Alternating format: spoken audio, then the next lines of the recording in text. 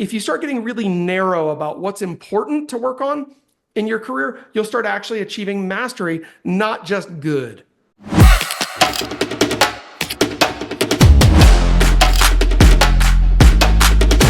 Yeah, nice. Well, hey guys, I am so excited about what we are covering today. And by the way, welcome to the community with eXp Realty. Now that's a power combo. And I'm so glad that you guys are here with us today, joining us on our Wednesday Core 90 training. And today is going to be awesome because we're going to be talking about a topic that frankly, everyone needs to master, no matter what kind of business you're in, no matter what you're doing. And this applies to both how you speak and also how you market.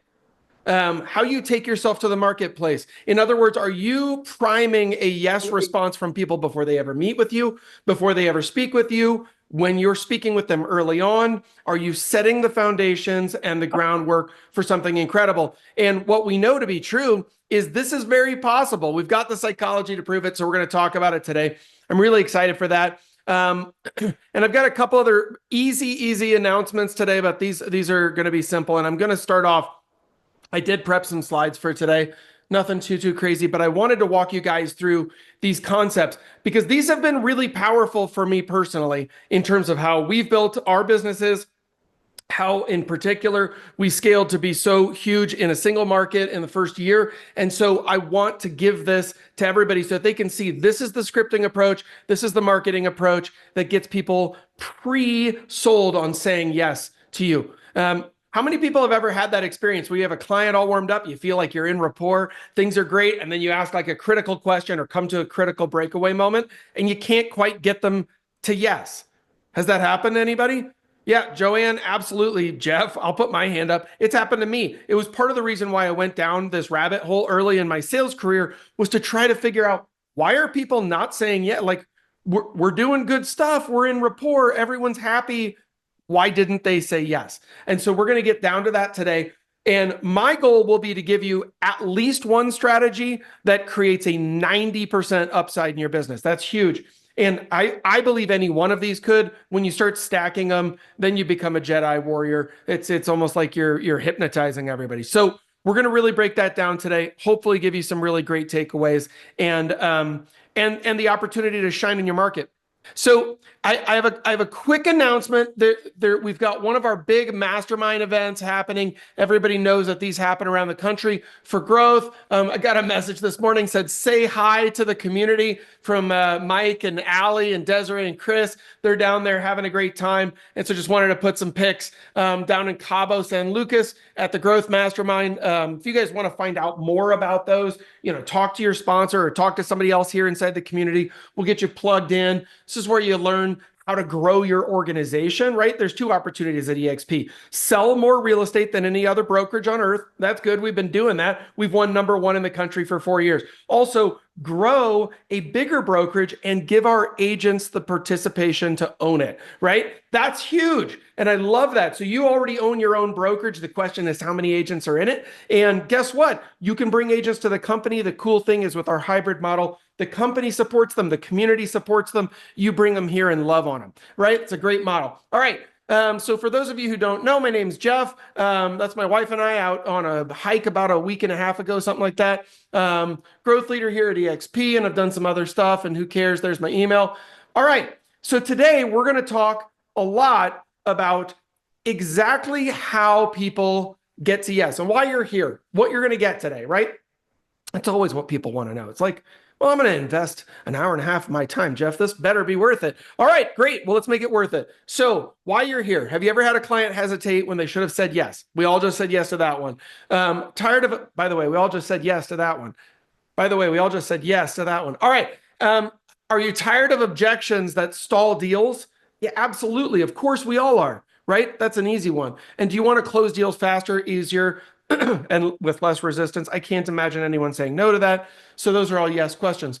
So what you're going to walk away with though today is 15 powerful yes triggers. And this is different than closes. We've covered like traditional sales closes, that kind of thing before. Today's not that. we're going to get into the deep psychology of why it is that people say yes and how to change your entire business model. If you're like, I'm a digital marketer, great, this applies to you. If you're like, I'm a scripts guy, that's great, this applies to you. If you're like, I'm a belly to belly, just making relationships kind of gal, that's great, this applies to you.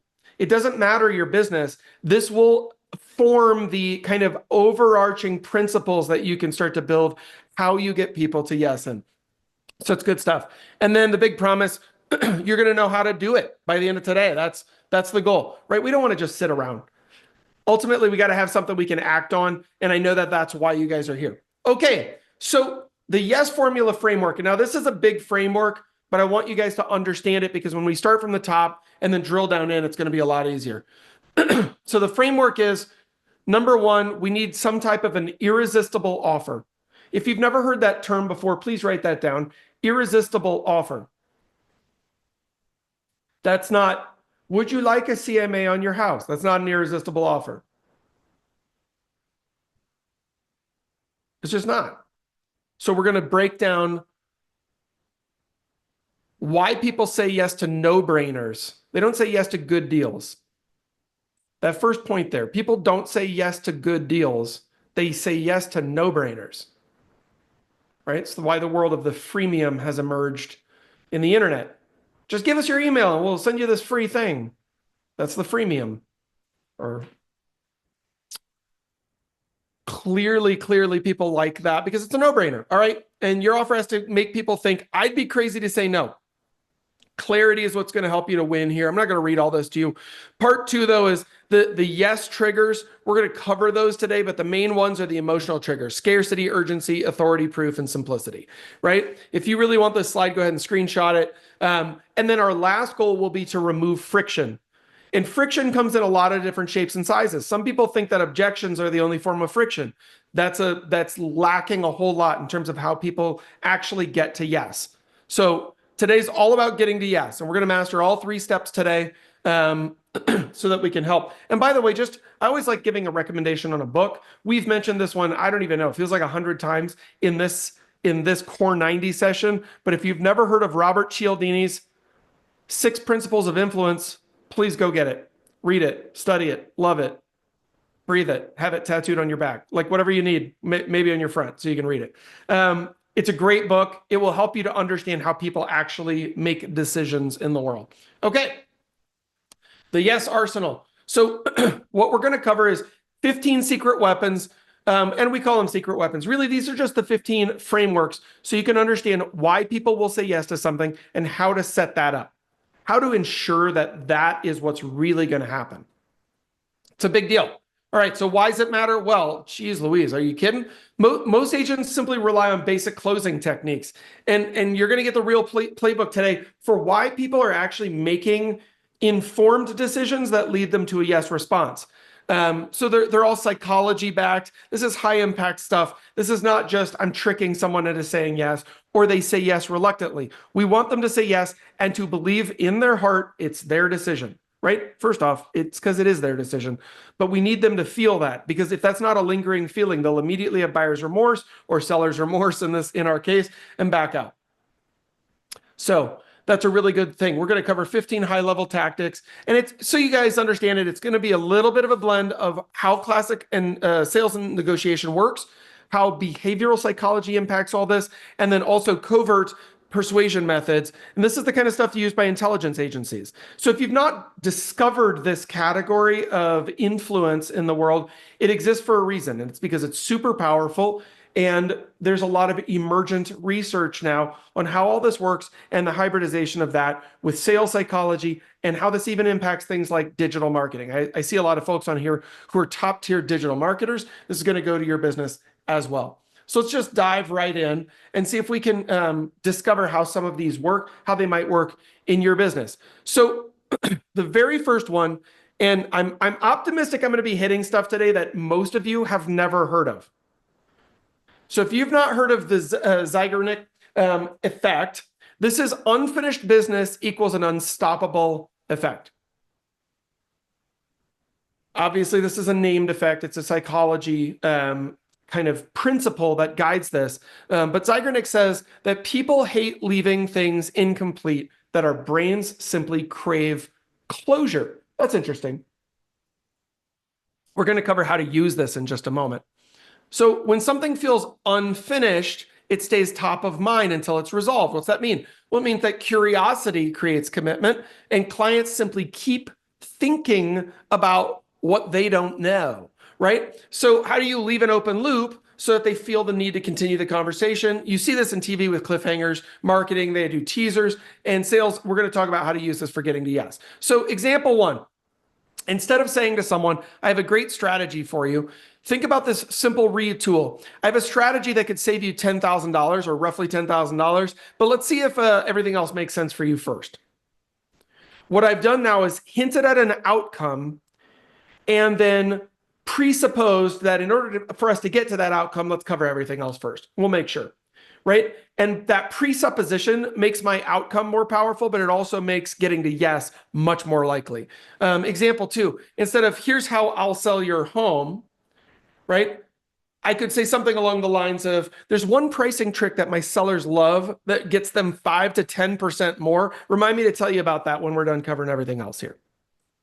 Well, what's the one thing they care about? The thing I just said. Now they've got to wait for it. It creates that cliffhanger status. And that what's interesting with that is it absolutely preloads yes responses because they're already thinking, I want that, right? You could, by the way, you could workshop this or war game this on a piece of paper, but write down Zeigarnik effect and start to figure out how that could potentially play into your marketing, into your scripting, into the way that you ask for referrals, into the way that you try to get listings. This is a really big part of the way that I speak with other business owners, with agents when recruiting.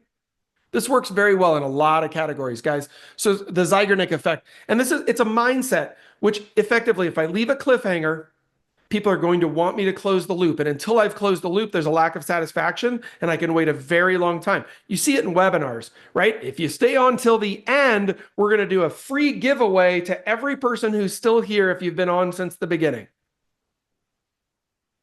That would be the Zeigarnik effect. At that point, I've pre-sold you on staying for the entire content, which gives me way higher odds at also getting you to yes, simply because of the delayed options effect. Okay? So this is a really, really big tool that you can use. Number two, this is called time constraint commitment, and it relies on something called scarcity and something else called urgency. And what this really is, when you ask somebody to act, but you give them a clear and short time frame, then they tend not to hesitate. So if they don't have that, they do hesitate, meaning they wait to make a decision. People like to wait to decide on things, right? Well, let me get back to you. Let me talk to my wife. Let me wait 6 months. Let me wait for my hair to grow back, right? I don't know. Whatever it is, I need to pluck my face. I don't care, right? Like something has to happen before they can make a decision. Why? All right, so how do we get over that? Well, first off, we simply ask them to make smaller, time-bound steps that feel easy. And that makes the bigger yes so much more inevitable. So think about this, guys, a soft close. Now, a soft close means I'm not putting you in a headlock. This is something that's maybe not as consequential. You know, like if I'm soft closing you, it could be as simple as I'm just trying to get a yes. Hey, would you like a glass of water? Right? That could be a soft close. Doesn't matter. That's a bit of a side close, but with urgency removes pressure while keeping momentum, which is really, really good to know about. The brain avoids open-ended decisions in tight windows, right? When that happens, we have to take quick action. So let me just give you some examples because some of you guys are going, what in the hell is Jeff talking about? All right, let's look at it. Example one, instead of saying, let me know if you're interested. I hate that phrase, by the way. That's like, I hope you never call me back ever. Instead of let me know if you're interested, what about let's touch base in 24 hours, and if it's a fit, we can move forward. And if not, no problem. It's the same no pressure, but now I've created a time constraint. It sounds no pressure because I said, if not, no problem. So I can't be rude, but I just created a 24-hour turn time. And the first version, let me know if you're interested, they might get back to me in September, right? So instead of giving them all the control, I'm giving myself permission to follow up immediately. I also dramatically ratchet up the odds of them saying yes. Okay, next, Whenever you're ready, we can write an offer. That's the old version. Listen, whenever you're ready, we can write an offer. It's very polite. And by the way, you may get some offers that way. But what about this? Let's check in tomorrow morning. If we wait longer, we may lose this home. By the way, a lot of my top agents are like, I do that. What are you doing? You're priming the pump with just a little bit of what you could lose if you don't act. Does that prime the pump toward yes? Absolutely. Does it remove friction? Yes. Does it help people to say yes when they want to, but to get over that decision apathy? Absolutely. And that's really what we want to do. We're not trying to trick people into saying yes. We're trying to help people remove friction in themselves to be able to say yes when they want to. All right. So that's time constraint commitment.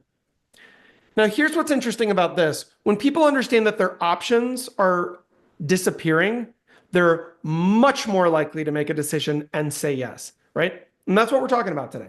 If you're just joining us, how to get people to yes. All right. So vanishing options. Well, it makes yes feel like a rare opportunity. So people value fewer choices or value choices less, rather, when they think that they'll always be available. If you knew that a store had a 90% off sale and it's a store you liked, and that sale ended today at noon, you'd probably be jumping off this call and running over to your store so you can get 90% off, right? That's buy one, get 9 free. That's pretty good, right? So everyone wants that deal. But if that store said, we're going out of business and for the next 2 years, everything will be 90% off, you wouldn't have nearly the same urgency to act, right? That's part of what we're talking about. So scarcity triggers urgency. You want to create exclusivity, make them feel like they need to earn the opportunity. Listen to this. This is used so much in luxury goods. If you, I like spending time on Barron's and Forbes and a bunch of other magazines that I read, like online. And a lot of the advertising is in the luxury space, which is great. But what's interesting is in luxury advertising, this kind of sense of rarity is used a lot. That's how we demonstrate that something has immense value. So clients just need to feel like that they could miss out. All right. So listen to these examples. And I tried to make these a little heavy-handed just to kind of make a point. You could always rescript this to be more your voice, but I want you to feel how it feels. There's a difference between I'm happy to take you on as a client, right? Which who wouldn't be? That's obvious. Versus I only take on a handful of sellers at a time to give them my full focus. I might have an opening, but I can't guarantee it. So let's meet and check things out. Let's see if we're a good fit. That's interesting. Why? A, sounds radically different than every other agent who's like, I will be a doormat at your front door so that I can try to possibly maybe get your business. Oh, please, please, please. I swear to you, if you walked in, I mean, don't say if it's not true, but if you walked into someone's house and you say, listen, I'm independently wealthy, I don't actually need this commission. I like to evaluate whether or not it's a good fit and if I could provide real value. And if I can, we'll work together. I swear you'd get a lot more listings from that than coming off like you have commission breath and need, right? Too many people come in the door and the client senses that this person needs the paycheck on the other side of this, and it ruins the whole deal. That kills the dynamics. You can't come across that way. So you're going to have to develop some internal confidence, but also these scripts will help. Instead of saying this home is getting interest, you could say, I just got a call about this home from another buyer. If this feels like the one, we should move on it before it's gone. By the way, only if it's true. Only if it's true. But there's a lot of ways to trigger that same scarcity and urgency in other people that are true, right? Go on to even something like Zillow. Just see how many people have saved the house. See it as a percentage. Gosh, we've seen 3,000 people look at that house and 250 of them have saved that. That's almost a 9% save rate. Guys, that's incredible. In this market, that means it's going to move really quickly. I think we should act fast if you definitely have genuine interest, right? Same deal. Same exact concept. So create scarcity, increase desire, and then close. It's good stuff. All right. Number 4. And this is, by the way, what we're focused on is how do we get people to default into a yes response, Okay. So fear of the wrong choice. This is hilarious. And when you figure this out, by the way, this is going to change your life. People are much more afraid of making the wrong decision than they are of saying yes. That one might bend your brain a little bit, but actually think about that statement. People are more afraid of making the wrong decision than they are of saying yes. They're not afraid of saying yes. They're afraid of being wrong. We tracking with that? The only reason they're not saying yes is because they think it might not be right. Okay, so when the cost of inaction feels higher, saying yes feels like the safest move. What does that mean? It means that there might be an emotional response to the cost of not doing anything. And by default, that's a no response. So uncertainty stalls things out. It's the FOMO response, right? We know all know this one. Let's jump down to the examples. So these examples are where you'll start to understand it. Sometimes people say, is now a good time to buy? And you might typically say, now's a great time to buy. I didn't pronounce that very well. I'm going to try again. Now's a great time to buy. Holy moly. Sorry, I burped while I was saying that. That was insane. Thanks, Joanne. At least she's laughing at me. So I was like, all right. So anyway, now's a great time to buy. Don't say that. Instead, say something like, and by the way, refine this, make it your own. I wouldn't say that, Jeff. Great, but get the idea and use the idea. Waiting could cost you. Prices have risen 8% in 6 months. Waiting another 6 could really price you out of the market or downgrade you in terms of what you can buy. It's true, by the way. I love how people are like, rates aren't going to fall. I'm like, yeah, okay, sure. Eventually they are. And you need to speak life to that to your clients, because when rates fall, guess what happens? Prices go where? Up. Affordability might stay the same. It might go down. When you start understanding those economics. Example 2, instead of let me know if you want to move forward, terrible. You will never hear from that person ever again. That's basically saying, please go work with my competitor. You can say, I've seen too many clients wait only to regret it, and I don't want that to happen to you. When can we reconnect on this? You could say, how should we think about moving forward together so that you don't miss this opportunity in the market? That's a great open-ended question that would tie them into a more emotional, oh gosh, maybe I shouldn't wait kind of a moment, right? All we're doing is trying to cast a little bit of doubt, a little bit of uncertainty on that decision that maybe was pre-programmed for them. Waiting is my safety net. Maybe waiting is the thing that will hurt you. So that's what we want to presuppose or preload. All right. Now this one's called cognitive overload, and we've covered this before, although what's interesting is cognitive overload works in several different ways. It's a hypnotic technique. If I give somebody 10 things to remember, the chances of them remembering all 10 of them are very low. And while they're trying to remember them, they are absolutely open to placing ideas. What does that mean? It means this is straight up CIA, FBI. This is how they will place ideas into someone's head. Get them to remember a lot in a short time frame, understand that the stakes are high for remembering them. They're working hard on that. And while their conscious brain is distracted, their subconscious brain becomes more vulnerable. Now that sounds really manipulative. It is, but we can use it in a positive way. What's interesting here is when it really goes down to that, when people feel overwhelmed, they just default to whatever the easiest decision is. The brain's redlining, and it can't figure out where to go. So it's like, need easy decision, go, yes. Right? That's what we're trying to get to. And when you understand these tools, you can use them ethically, by the way. So too many options equals paralysis. Fewer choices equals faster action. Now, you've heard a lot on this call to go and give an options close. I'm going to give you, if that doesn't work, here's how you can also just mow the field, right? So let's check it out. And by the way, I love options close. That's one of my very favorites. And sometimes people are just sitting on their hands. We're all going to have to motivate some action at some point. So your job is to just remove complexity and make the next step feel simple. I would say make it feel inevitable. That we might even change the slide on that one. All right. Works in marketing, works in real estate. If yes feels easier than no, then the decision is already made. All right. So example 1, instead of saying, here are 3 different strategies we could use, right? Once I've covered strategies, say those are your choices. And based on your goal, here's the best move. Let's go ahead and lock this in. If this person is showing me resistance to making decisions, they're like ho-humming or sitting around for a while, or maybe they already bought me an overnight, right? Going, hey, I need overnight to make a decision. And now I've got to come back to them. At this point, I'm going to help them by presenting them with what my belief is, their clear and obvious strategy moving forward is, and then simply provides emergency to let's go. Number 2, instead of we can go with this offer structure or try a few others, we can say, this offer is the strongest. Let's run with it. This is after they've said it, by the way. I'm going to repeat it back to them. I'm not making that decision for them. Let's run with it and get this home secured for you. I might even say, it feels like you already believe that this one is your favorite. That's called cognitive presupposition. That could work as well in this circumstance. Something like, it feels like you already know, or it feels like you've already decided, or it feels like you can already see that, or it feels like you're already thinking that.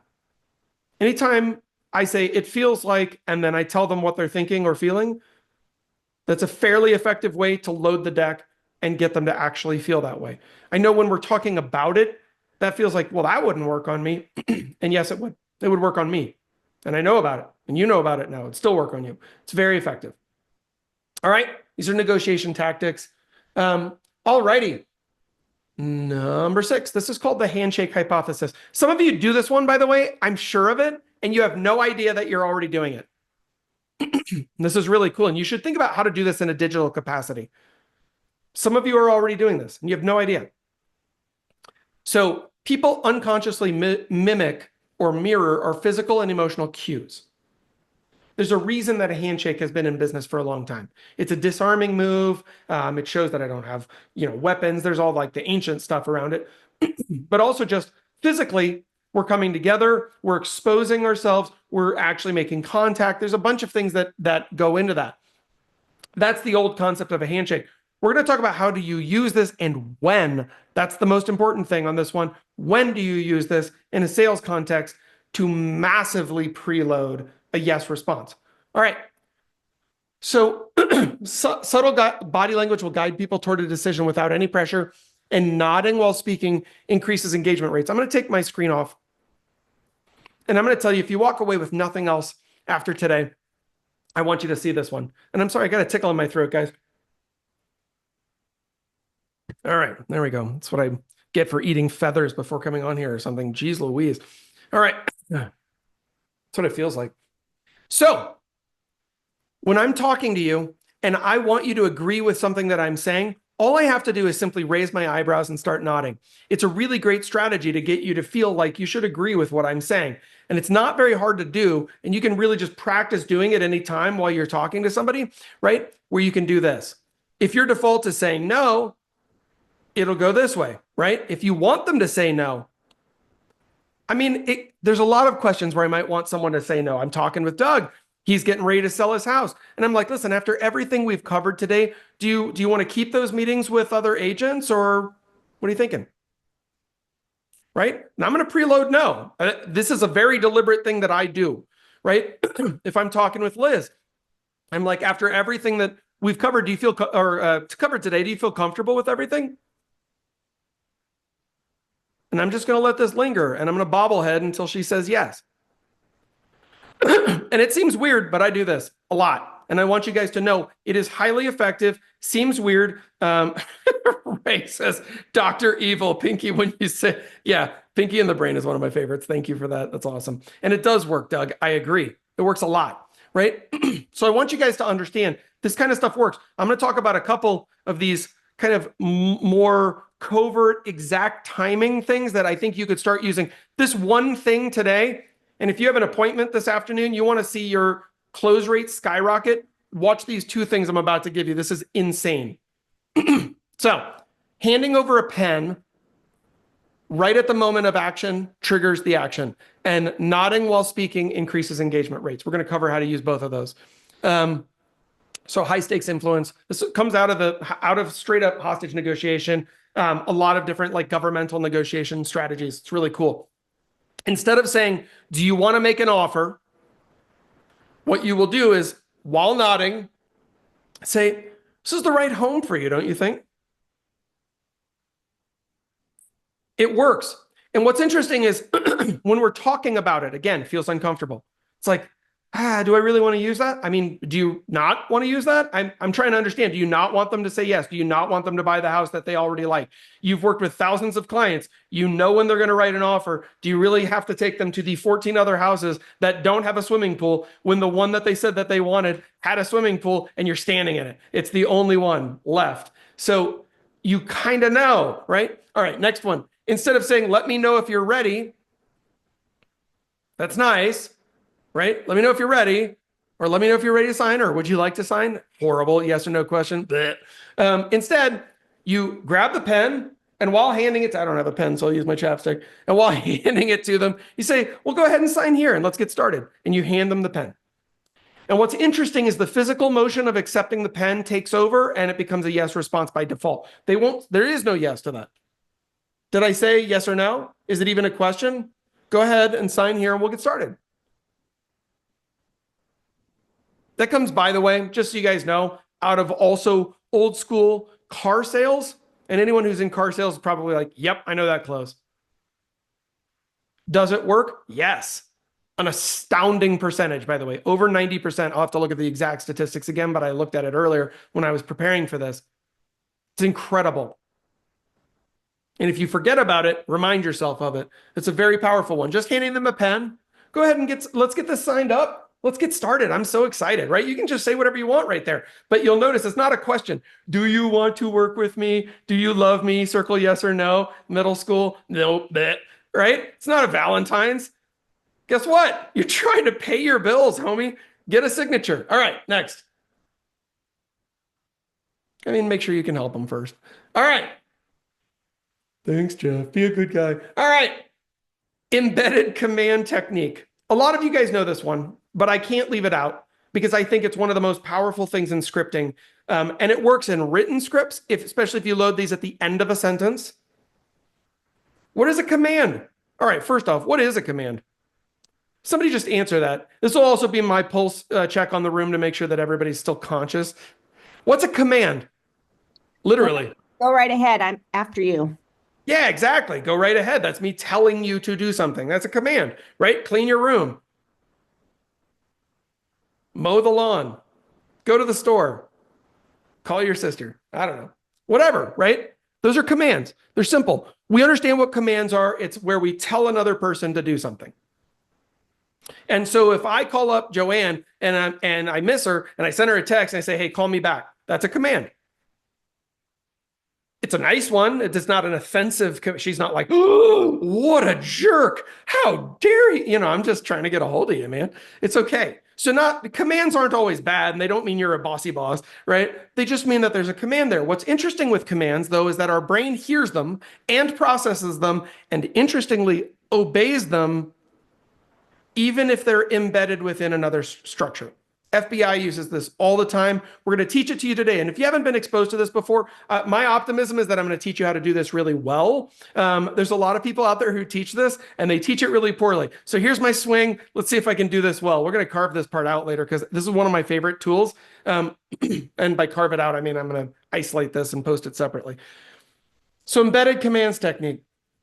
Direct commands trigger resistance, but hidden commands bypass it. Here's what that means. If I say, clean your room, that's a direct command, and the person feels resistance. Write an offer. Sign the listing contract. It's like, whoa, holy moly. Jeez Louise. All right there, Mussolini. No. It's like, I just want to push back, right? It feels uncomfortable. So we're going to talk about how do I put that inside of a sentence where it no longer feels uncomfortable, right? We're framing it. We're wrapping a bow on it is a way to think about it. So we're going to turn suggestions into statements that assume action, and the brain still hears the command, all right? So here's what's interesting. Instead of saying something simple like you should list your home now, which by the way, does actually have list your home now as a command in it. So not bad, still an embedded command. And we could pronounce that differently. And I'm going to cover that in just a moment. How do you pronounce the command portion of the sentence if you actually want it to be heard and understood by the subconscious brain as a command? But you'll say, when you decide to list your home, you'll want an agent who gets top dollar. Now I'm going to break down what I just did. I said, when you decide to, I took a very brief pause, not a breath, not some like ridiculous pause, very brief, but slightly longer than natural speaking pause right before list your home. And I pronounced list your home as a command, list your home, which by the way, commands have a downward arc to them. They start higher than they end in pitch. If I go up, it sounds like a question, list your home, right? So that's not going to work. Commands always have a downward arc, at least in English. Okay?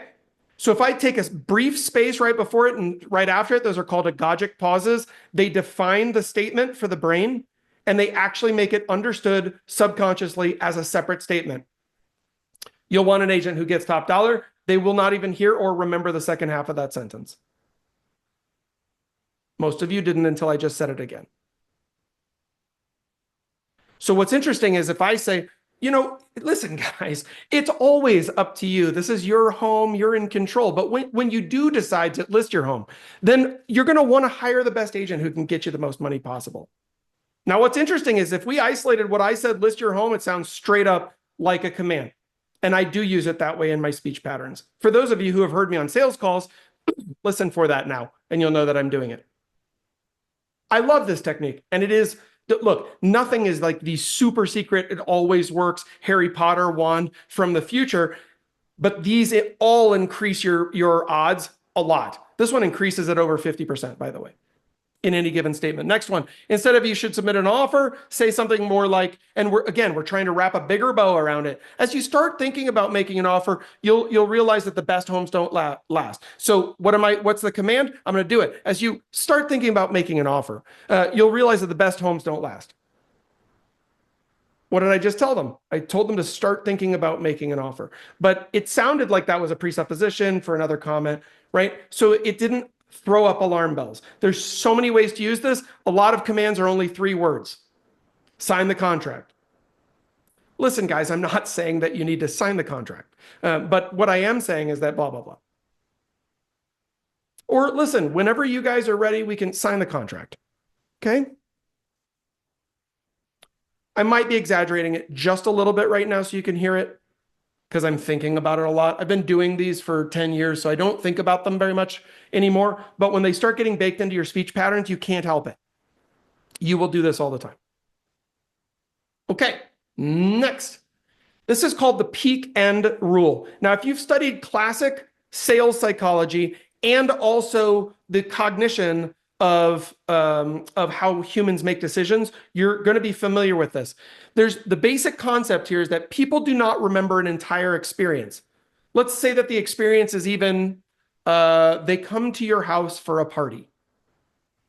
Are they going to remember every single second of that party? I mean, some people maybe do. Some people have better memories than others. I don't. I have a terrible memory. Great for certain things, terrible for a lot of things. Lexi would verify that. So, but what do people remember? Well, they remember the peak experience. Why? Because it's connected to emotion. And they remember the end. So this is why it's called the peak end rule. Because that's what people remember, is the peak and the end. You're climbing a mountain, you don't remember the mountain, you remember the top, and you remember getting home, in other words. Okay? So let's think about how this works. If the most emotional moment and the final moment are positive, then they recall everything in the experience as being positive. That's phenomenal. It blots out a lot of evil. So control those moments. You're gonna be getting to yes a lot. Let's go down to examples. So example number 1 is instead of ending with, let me know what you think, right? Wow, so open-ended. That's like handing them a baseball bat and being like, my head is a piñata, right? That is not a great move. Let me know what you think, right? Because people love to provide an opinion, and the human mind is pre-programmed to give negative feedback, right? Constructive criticism, we might call it. That's okay.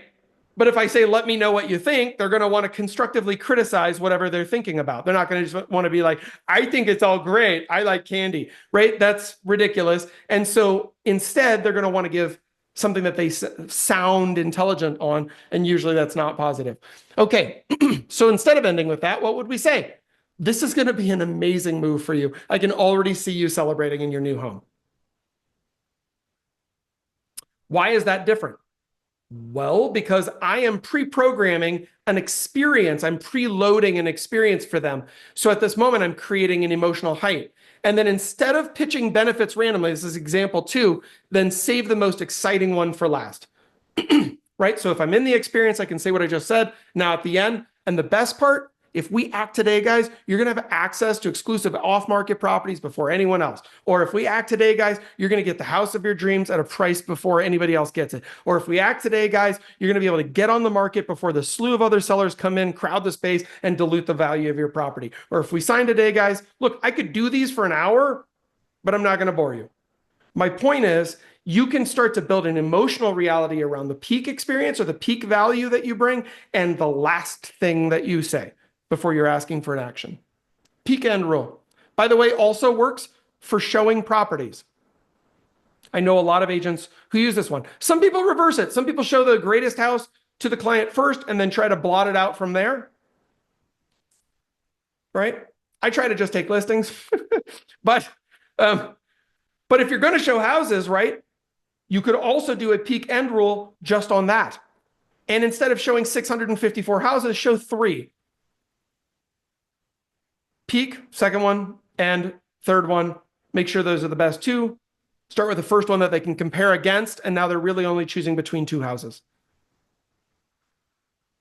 It's a much easier decision. Okay, good. Let's keep moving. Woo! I'm seeing nods and smiles. That's good. This is called a persuasion hack. And by the way, great book out there called Persuasion. Go pick that up. Also, I love giving book recommendations.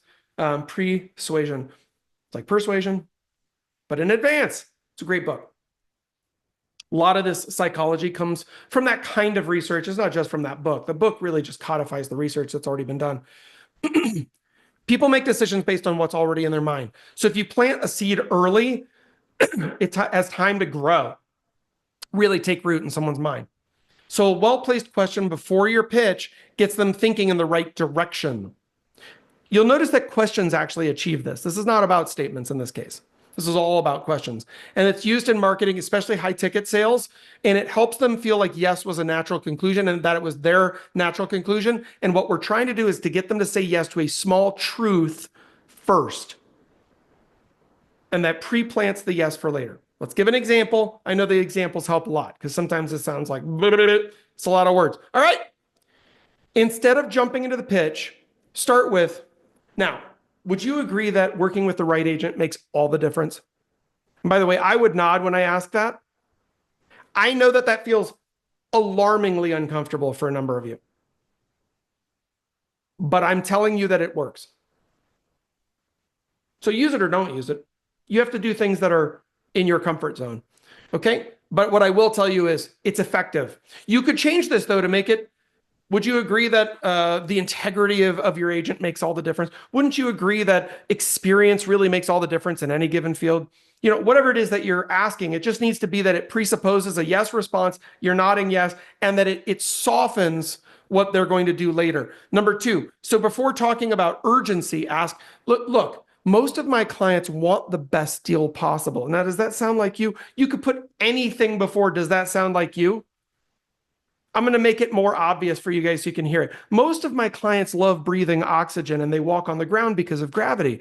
Does that sound like you? Right? So it doesn't really matter what I'm asking or stating at the front end. It just needs to be something that I already know is a yes response for them. It doesn't have to be quite as obvious or make me sound like a dum-dum. But what do you know everybody wants? Well, if they're buying, they want to buy the best house for the least money. And if they're selling, they want to sell their house in the least time, least stress for the most money. So you could hint at those things. Look, most of my listing clients are really just about one thing, ensuring that they net the most amount of money possible when they sell. Does that sound like you? That's a yes response every single time. Most of my buyer clients really just at the end of the day, they want to make sure that they're getting the very best house possible for the least amount of money possible. Does that sound like you guys? Right? I'm preloading a yes response. They might even, their brain might be like, oh, yeah, sure. I mean, you know, it's an easy yes. They're not going to have to turn on all of their brain. They're not evaluating your statement and being like, Liz is crazy. Why is she asking me an obvious question? They're just going to go, yep. Because they don't have to think about it. It's an easy response. That's what we want to do. We don't want them thinking about it. We want them simply saying yes, because it's telling their subconscious to keep doing that. This is one of my very favorite of all time, and I've never presented it on Core 90 before. This is called spontaneous trait transference.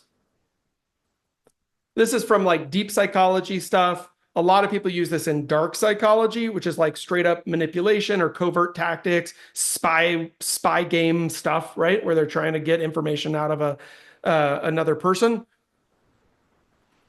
But this is amazing how this works. When you describe a trait in someone else, so there's three parties to this. So think about this. When you describe a trait in someone else, the listener subconsciously associates that trait with you. I'm going to repeat that. When you describe a trait in someone else, the listener subconsciously associates it with you.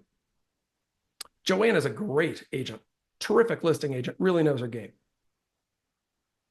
By the way, true. Also, when I say that, spontaneously that trait transfers to me on the part of the listener. They just heard that I know what greatness looks like, that I know how to identify and label greatness, and thereby I'm an expert in the category. And the assumption is the only person who could evaluate what greatness looks like is someone who is themselves also what? Great. That's how the trait works. That's how the trait works. It doesn't work with everything, right? It doesn't work with everything. I can't be like, Liz has great hair. You're not going to transfer that trait to me for obvious reasons, right? So that's not going to work. It has to be a trait that is transferable, but if it's transferable, it works, okay? So we're going to talk about how to use this. And by the way, it will shape how your clients see you, and it allows you to speak positively about the marketplace while knowing that you're benefiting yourself.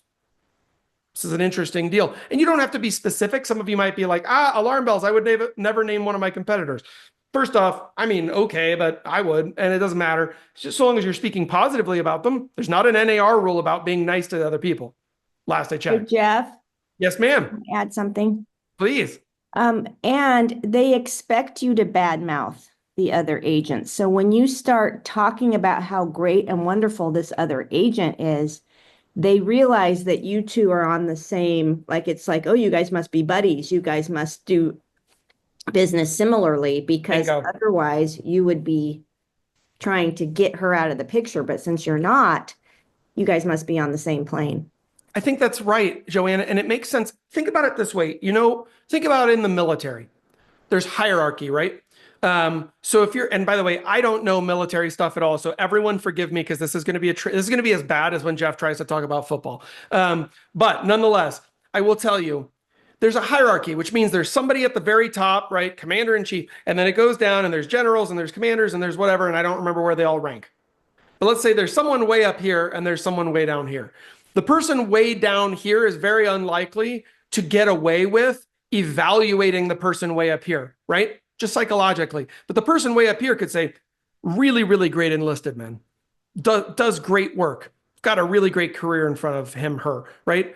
And that person, that would be a valid interpretation. But what do we assume about that general or commander or whatever? We assume that they are superior and therefore able to make this judgment, this assessment. What's also interesting, and the more important thing, Joanne, I want to keep you on for a quick second. I also believe that spontaneous trait transference is how agents accidentally self-sabotage a lot. If you talk crap about your competitors, the labels that you put on your competitors also do this. All of those spontaneous traits accidentally transfer to you on behalf of the listener. So the listener hears, right? Joanne, I know you don't do this, but if I was sitting there at the table and I'd be like, well, listen, you're not going to want to list with Joanne because, listen, she's a brunette. And I got to tell you, just right. And, or whatever, she doesn't, I don't know. And whatever trait I fill in there, minus the brunette thing, I screwed up with that one. But whatever trait I fill in, if I said you were lazy, which you aren't, but if I said that about you, they would almost immediately start assuming that about me. It's a fascinating thing, but it immediately transfers. Takes one to know one. That's it. And there's also just a bad assumption about my integrity and a bunch of other things. We could talk about why it's a bad deal on so many levels, but just so you know, even if you do this in an ambiguous way, there's a way to do this that still assigns a positive trait to you, but you have to hint at the positive trait. So we'll cover that in just a moment. But let's go back to the slides for a second. You guys are going to love how this pencils out because this will change your game. So let's go down to the examples. Remember, avoid using negative traits. I just think avoid being negative in general. It's always a good rule of thumb. So instead of saying to a client, look, I'm great at negotiations, which is still a fine statement and it's good and it's believable, I suppose. And if you say it confidently, they'll believe you. If you nod, if you smile or grin, they're going to love that, right? It's nice and strong. Keep your shoulders down when you say something confident, chin slightly up, chest slightly out. I know all of that seems weird, but they don't know you. Just like carry yourself, right? "Oh, I'm great at negotiations" doesn't feel very compelling. All right. So guess what, though? Instead of saying I'm great at negotiations, what we would say is the best agents I know are masters of negotiation. And I've always respected that about other top professionals.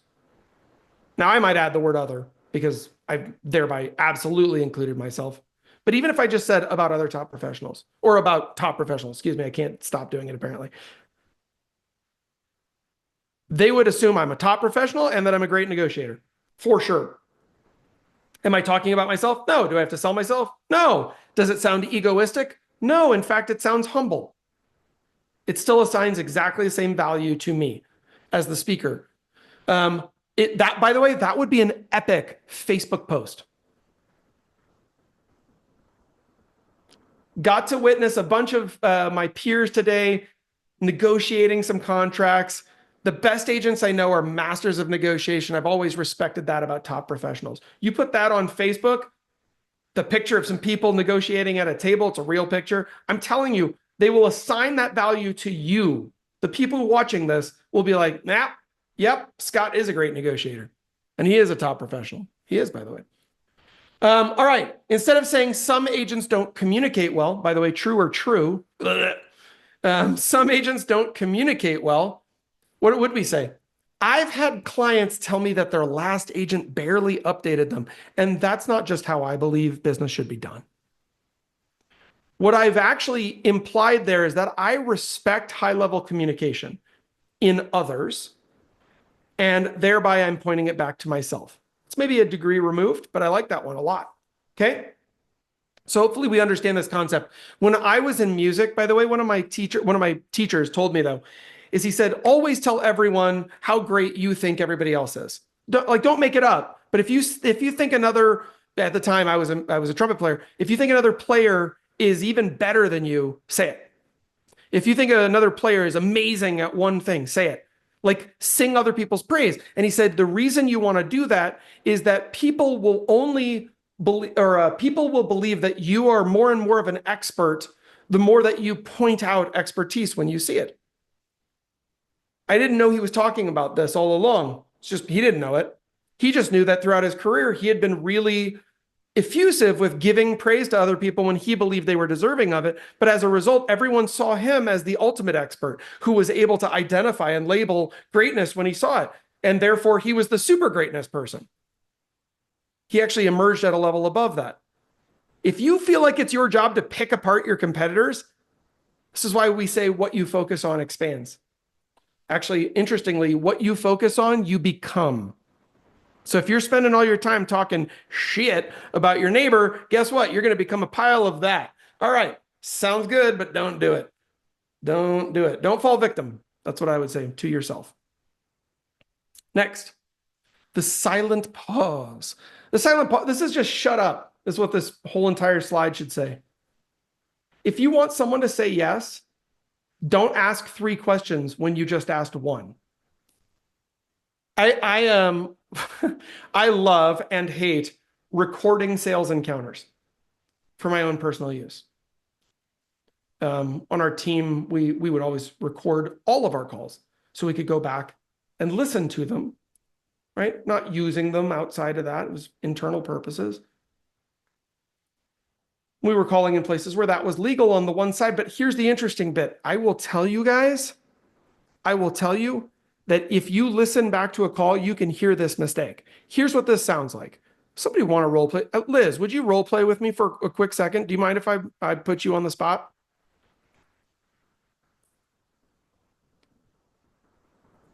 Did I screw you up with audio? I know you're all hooked up there. I'm sorry, dude. Oh, you're the best. All right, we'll carve this out. Don't worry, Liz. I still want to bring you up on stage though. I'm good. Can you hear me? I can hear you. That's Okay, awesome. awesome. Hi. All right. Hi. I hate role playing, but I'll do it for you. Oh, that's the best. All right, cool. So, Liz, you're going to be let's just make you, hold on. I'm going to try and figure out who you are in this deal. Yeah, why don't you You're, figure that out? Let me know before you put me on the spot. you're a listing client. You're thinking about listing your Okay. house. Okay, Okay. perfect. So I'm going to show two different varieties of this. And then I'm going to show you the wrong way first. I'm just letting everyone know. I'm going to show you the wrong way first, but also the most common way. Look, Liz, we've talked about a lot today. And at the end of all this, I'd love to get started with you. So let's go ahead and get moving forward, okay? I mean, I Okay. feel like this is a really good option for you, don't you? I mean, I think that we've covered everything in such a great way that this is going to be what's perfect for your family. I hope you want to work with me as much as I want. I'm going to do everything in my power. I'm going to work so hard to earn your business. And then I'm a great communicator too. I know I mentioned that before, but I asked a question like a mile ago. And then did you feel me run over you? Yeah, and it just feels like you're not very confident. And That too. It would probably make me want to interview somebody else. Yep. Right. The confidence level perception goes way down, right? Because I'm obviously not confident and I ask too many questions. I'll see agents ask 3 questions in a row and they're not related. And it's like, the first question was great. If you had just stopped there, sat back in your chair and waited, the wait is what gets it done. So let's try a different version. So Liz, we've covered a lot today and I'm hoping you feel like I do, that this is a great fit for you. How are you feeling? Great. Terrific. Let's get started. I don't have to do more than that, guys. I could. If she pushes back with an objection, then I'll say, listen, other than that, is there any other reason why we couldn't move forward today? And she'll say no. And I'll say, well, let's talk about it. Right? Where's your pen? What's that? Where's your pen? Give me the pen. Let me sign. Right? So what's beautiful? Yeah, and exactly. When you start stacking these, it's incredible. But what's awesome is that she felt that on the receiving end. Thank you, Liz. She felt that on the receiving end, which was effectively what? That ultimately, if I ask 3 questions in a row, the first question's lost. The potency of it's lost. The silence is actually the heavy space. We don't get that as much in a webinar format, guys, because it's hard to demo silence. I've had people say, how long would you stay silent? My answer is the rest of the appointment time. I don't care. I'll sit at their table for an hour. They're not going to. So don't worry, but be ready. If I'm talking with Stephanie, I feel like we've covered everything. This is a great fit for you. I'm so excited to get started. Let's go ahead and sign this buyer contract, okay? Let's do it. Awesome. Right? Instead of let's go ahead and sign this buyer contract, okay? But if you have any concerns, I just want to, how many people, by the way, go in for a close and then backpedal out of it? Listen to sales calls, guys. People do this all the time. I've evaluated this for Lexi and I have for big teams where we've heard people do a perfect close and then literally back out of it. I think we've covered everything. Let's get this deal signed right away. I mean, unless you're uncomfortable, in which case we could, what are you doing? Like, geez, Louise, you had them. It was perfect, right? But then you undid it. So don't accidentally do that to yourself. It's going to really be frustrating in your career. And this is such an easy fix. Ask one question, powerful, potent, sit back and make sure that your body language is relaxed. There is great research now that shows that the person who is more relaxed and comfortable in a sales encounter, it has the upper hand all the time. So be relaxed. You have to be, like, literally, you have to be confident, not appear confident. That is a difference. So if you're not doing those affirmations, the mindset work, right? Going to the gym, like whatever it is you need to do to have that sense of confidence inside yourself, work on that. Because if you're not feeling confident, it's being transferred to the other person and they're out. All right, let's keep moving. Silence, though. Silence will do the heavy lifting. Will it, Jeff? Yep. This one's awesome. This is called the illusion of choice. The illusion of choice. This, by the way, was promoted, this title at least was promoted by the FBI. They called it the illusion of choice. It's really like a slot close. Lexi always says you need to control the outcomes, give them options, control the outcomes, make sure all of the outcomes are okay with you. That's an illusion of choice close, right? That's really what this is, but it guides them to decision-making without realizing it. It enables you to be, it's like, imagine it this way. You're herding cows. You give the cows, instead of one door that they're being all corralled through, right? There's 3 doors. They could choose any of them. But if you trace the little mazes that they go through, it all goes to the same holding pen. Oops. The cow didn't know. It just chose. It thought it picked door number 1 because that one looked good. But really on the other side of it, it was all the same stuff. That's what we're trying to achieve, which is the same stuff is working with you. Let's be clear, we're trying to get you more business, right? We're not just trying to make sure that you know how to get people to say yes. It's yes so that you can have business, so that you can make money, so that you can stay in the career of your choice. All right.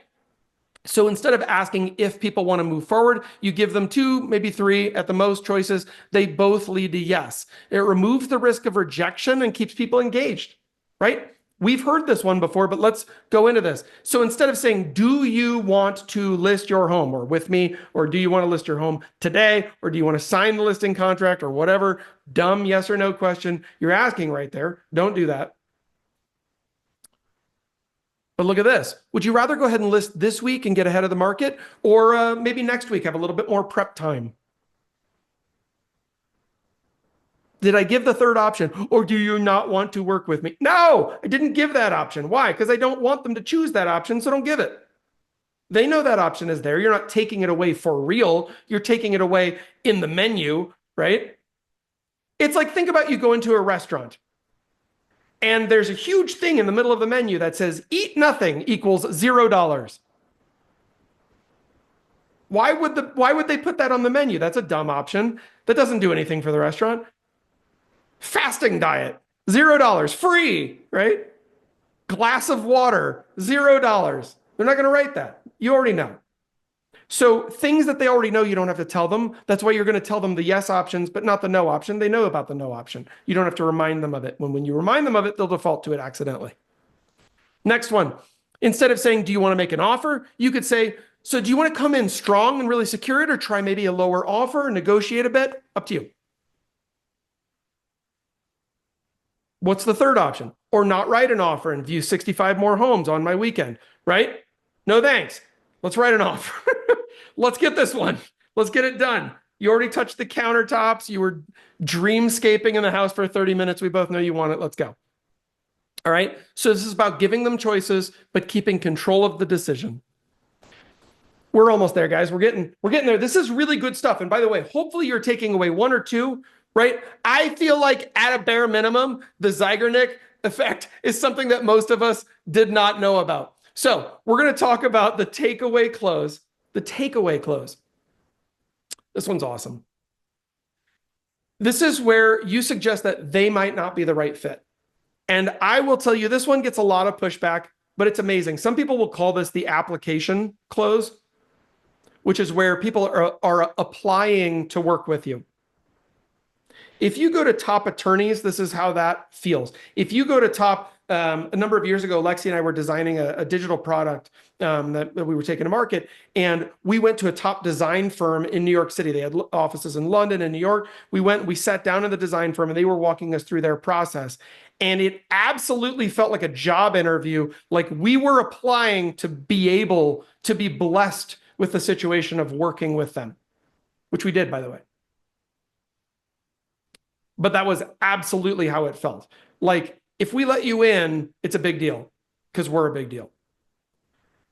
How much confidence does it take to pull this off? The answer is a lot, but I will tell you it's insanely effective. Let's cover it. So scarcity plus ego is what creates powerful emotional trigger, in this case, to trigger action, okay? And it's used a lot in high-end luxury. I would say luxury real estate, this works extremely well. I have a lot of friends who specialize in that niche, and they'll do maybe 2 million plus properties, or 1 million plus, depends on your market. And guess what? A lot of times in their sales encounters, there's always going to be a clash of titans because the person owning that house knows that they are kind of a big deal because maybe they've got a multi-million-dollar house. The agent needs to have that same sense of big deal and security because by default in the luxury, let me actually take off the screen share on this one. By default in the luxury marketplace, people aren't opting to do business because of financial or emotional concerns. Actually, it is an emotional concern. It's about top grading my sphere of influence. I want to be in a community of people who are going to up my game. And particularly with luxury real estate, this is how this works. If you work with me, you're going to be in an elite tier of people locally who've been able to present their home in a very specific way that positions them as the top of the market, really leading price point for this entire marketplace and defining what luxury really is here. I'd love to evaluate whether or not we're a good fit and whether or not you fit my ideal client profile. So let's go through things today and really take a look. What did I just say? I said, you're applying to work with me. I'm the boss. I mean, what could they do? Absolutely not. This is ridiculous. I'm offended. I'm going to kick you out of my house. It's never once happened. So I don't know, could happen, but don't let your fear dictate your actions. Let your actions and then results dictate future actions. I would say that means try it once. Okay.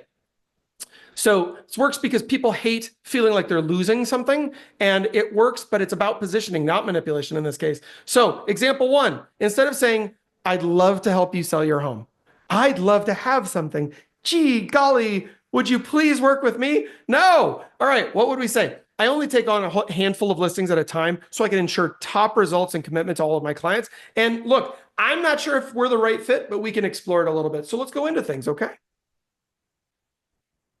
Wow, it's like an exclusive, right?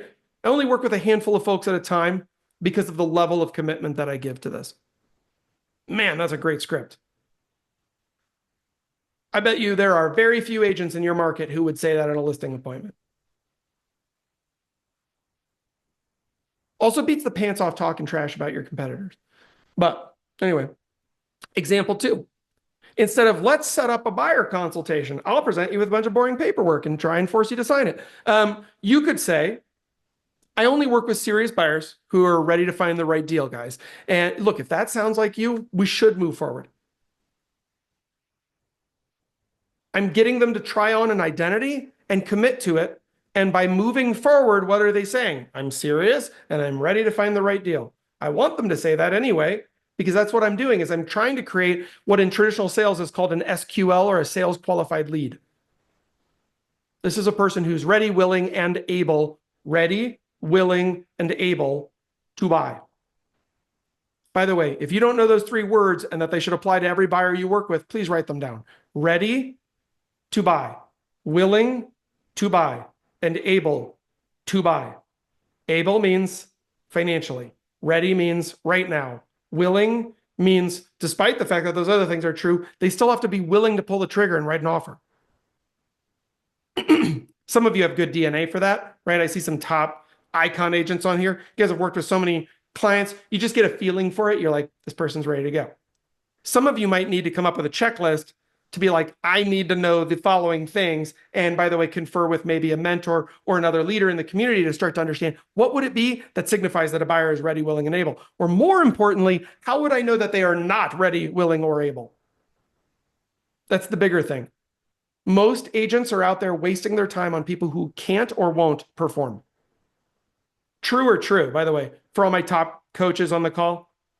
Massively true, right? Know that. All right. Don't waste your time. It's not to say it won't happen from time to time, but if you make it a goal not to waste your time, you won't waste your time as much, at least, which is a good thing. All right. The guilt and justification play. This is where you make people talk themselves into a yes, which, by the way, interestingly enough, and I know this is hard for those of us in real estate, means the other person has to talk at some point during this engagement. Right? It's easy enough to do a webinar where I talk for 90 minutes. It's a lot harder to let the other person talk for 85 and I ask questions for 5. That's how a sales call should go. And it has taken me, not joking, a decade to even begin to scratch on mastery in that category. And I believe it's going to be a lifelong journey. Right? But what is cool is that the more you can take yourself out of the equation, you take your ego, right? The old phrase is your ego is not your amigo. What's it mean? It means you are actually much more irrelevant in the sales process than you want to believe. And it's your ego that's making you feel like you should be important to the sale. And as a result, you're getting in the way. And that's why you're not closing.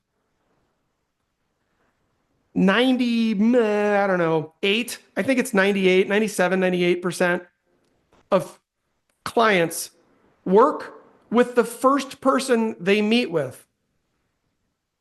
That means they really don't give a crap about you or the value that you bring to the market or all the cool shit that you do or how great your retouching is on your photos or how you know digital marketing or that you're on YouTube or that your hair was done well.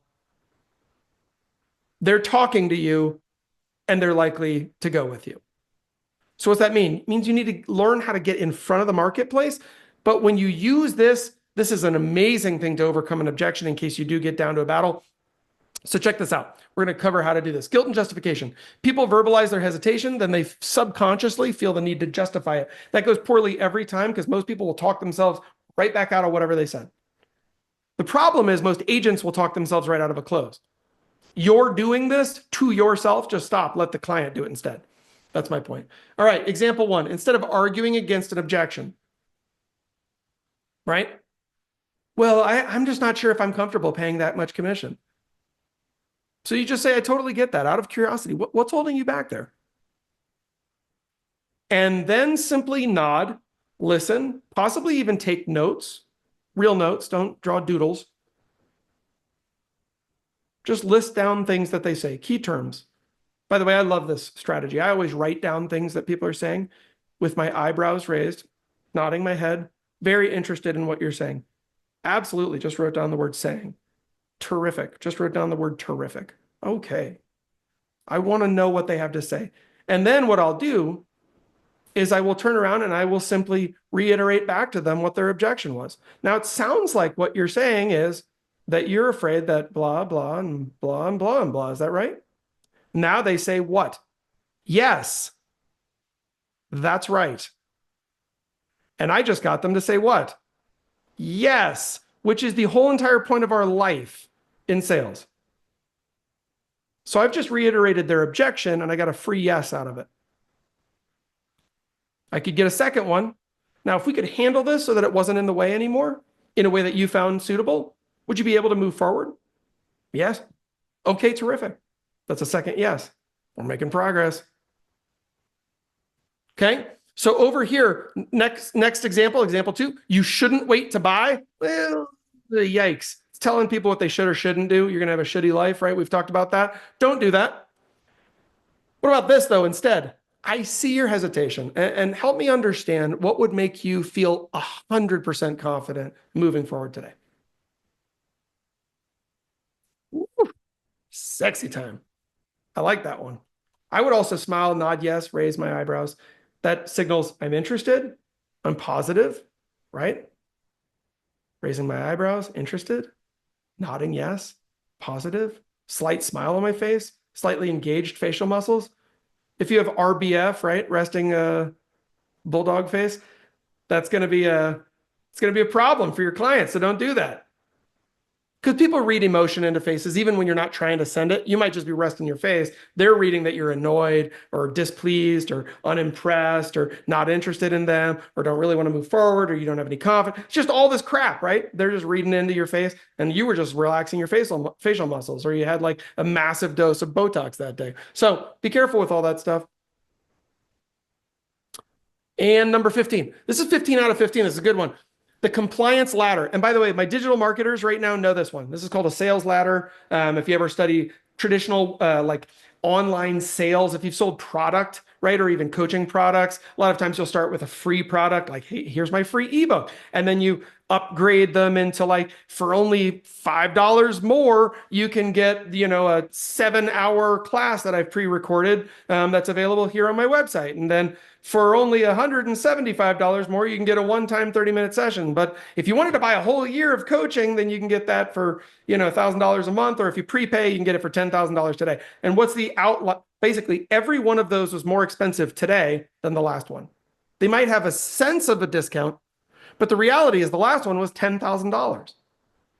And that's what I sales laddered you up to. This is called a compliance ladder. We can use this for yes, same concept. Russell Brunson talks about this a lot in his training, but very, very helpful and comes out of old school sales. Jim Rohn talked about it. People are more likely to commit to a big decision if they've already said yes to a small one. That's the basic summary. And we can put these in a row and we can start real small and get real big, right? We can start off at a tiny commitment about price reductions and get to a monster price reduction. There's ways to handle this. Each small agreement builds up psychological momentum where they feel like they're moving in the right direction. And once they start saying yes, they keep going. Okay, examples down here. We just want this to feel natural. Instead of pushing for a full commitment up front, look, would it be helpful if I ran some numbers for you? What am I looking for? Just a yes. If I can tell that they're high compliance or high C on the disc, I would say, would it be helpful if we ran some numbers together, maybe took a deeper dive here, make sure that this is a good fit? Yes, that would be helpful. Okay, terrific. Let's do that right now. I already know how those numbers are going to point because I ran those numbers before I ever came here. I can just do it again on a blank piece of paper with a pen so I look like I'm riffing, but I've practiced. By the way, big secret to all of you, you can still practice something that you want to look spontaneous. You can still practice something that you want to look spontaneous. If I want it to look spontaneous, instead of bringing a pre-printed seller net sheet, which is fine, by the way, talk them through it. That's great. It works. But if you want it to look spontaneous, just memorize the numbers and then create, or the way that they work, and be able to do this in real time. My favorite thing was just to do it with people in real time. I'm pretty good at math, so I could just riff this, calculator open, piece of paper there. And I'd go, well, listen, I understand that you want to wait 6 months, but let's look at this principal, interest, taxes, insurance, landscape, maintenance, utilities, repairs. You guys got a lot of things to think about. Let's just itemize per month what we're spending on each of these categories. We'll tally them up, go times 6. Wow, that's $84,000 in holding costs. And that's not even including the taxes you're going to have to pay on the, geez Louise, on the sale because you guys are waiting and geez Louise. Look, I want to save you more money than that. I think if we do this today, we can save you about half of that. The average house is closing in 45 days, guys. It's going to take us another 45 to get you under contract. That puts us in under that half of that timeline. That's huge. Let's do it. What do you think? Right? So instead of pushing for full commitment, we're always starting smaller. We could start smaller. We could say, look, if we look at the numbers, would it make sense? Then we could say, wow, if we could save you a bunch of money on this, would it make sense to do it sooner? Yes. Wow. And then what would be the next one up from there? Just keep going.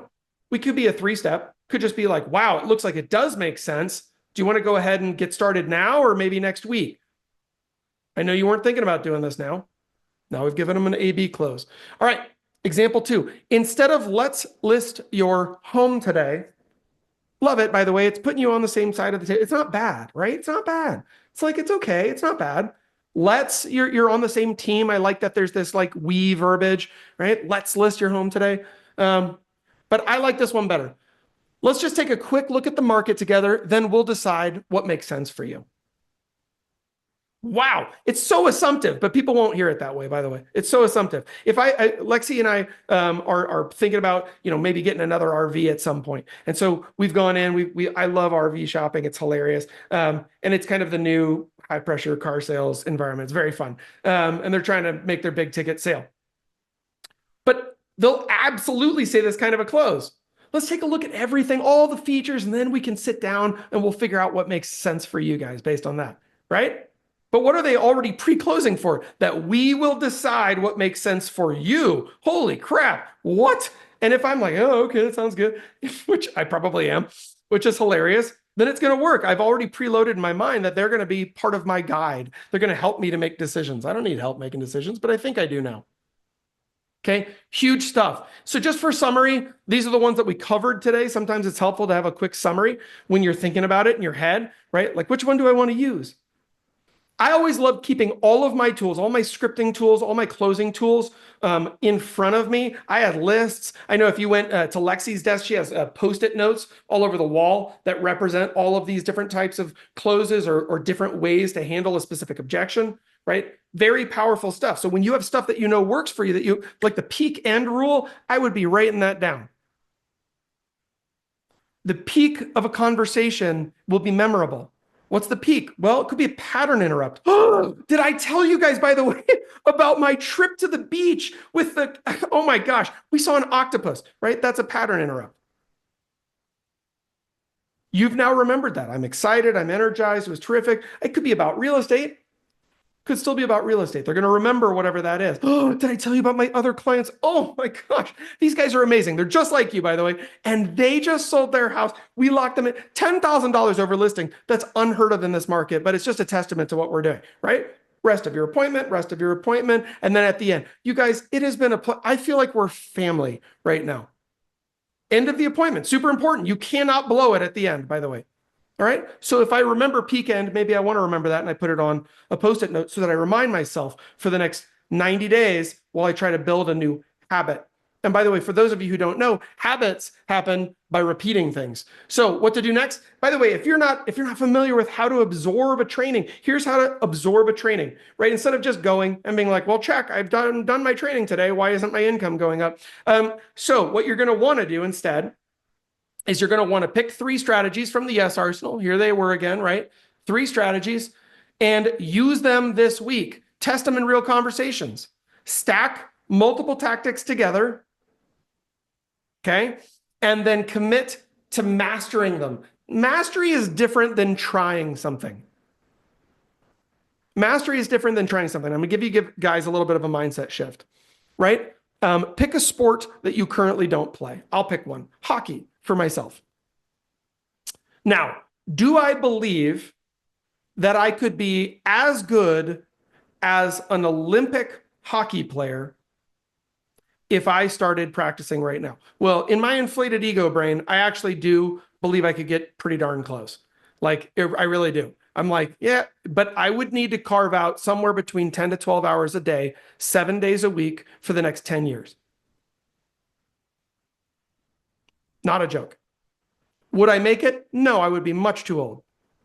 So just from a cardiac, respiratory, all that stuff wouldn't be working at an optimal pace. I couldn't keep up with the youngsters. And a lot of these guys have been skiing or skating since they were, 3. It's going to be hard for me to compete in that category. But could I gain what I would consider to be true mastery in that department? Yes. What I see agents do is, I'm going to try that scripting thing I heard about. That was cool. That was that peak end strategy, or that, let's go back. Let's look at another one yes, I want to try that. Oh, that takeaway close or the guilt and justification play. That was interesting. I'll try that. I tried it and it didn't work the first time I ever tried it. I guess I'm not going to the Olympics. What? In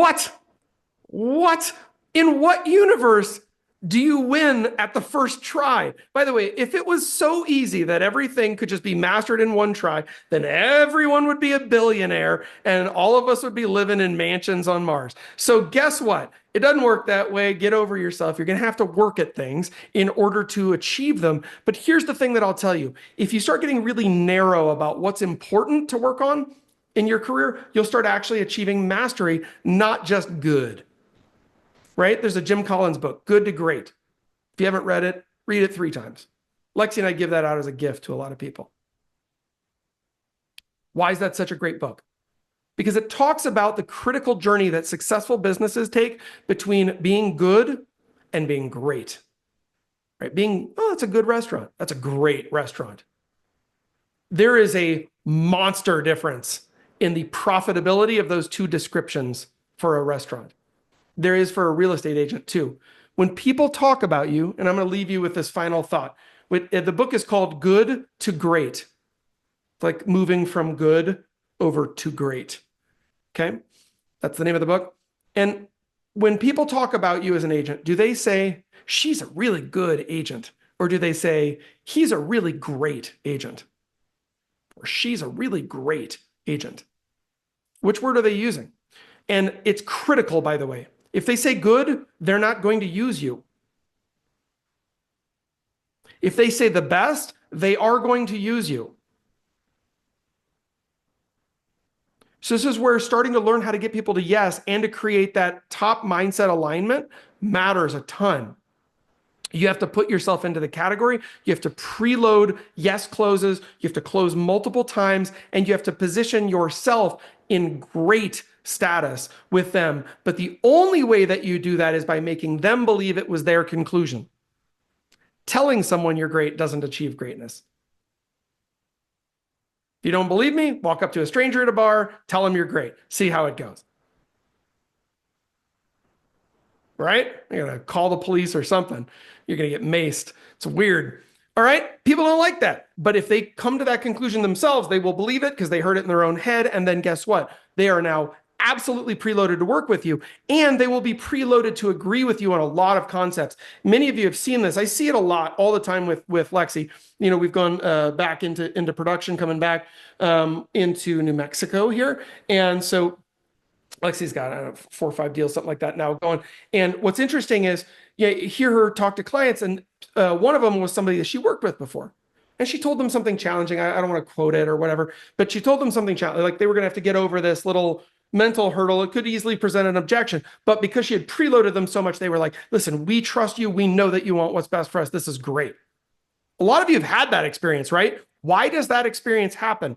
Because you've gone from good to great in their mind, because you've baked yes in as a preloaded response, and because there's a deep foundation of trust relationship already built.